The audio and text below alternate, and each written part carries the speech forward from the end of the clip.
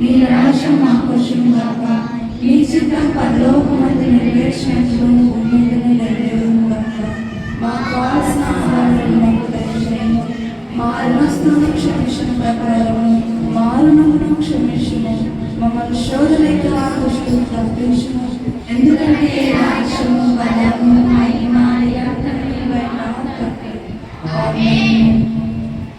మన తండ్రి అయిన దేవుని ప్రేమ, కుమారుడు యేసుక్రీస్తు ప్రభుల వారి కృప, పరిశుద్ధాత్మ దేవుని అన్ని సావాసం, సకల దీవెనలు కూడి ఉన్న మనందరికీ వెనుకబడిన పిల్లలందరికీ ఇప్పుడు ఎల్లప్పుడు సదాకాలంలో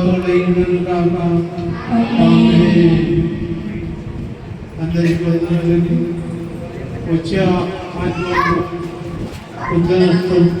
రావాలన్నమాట.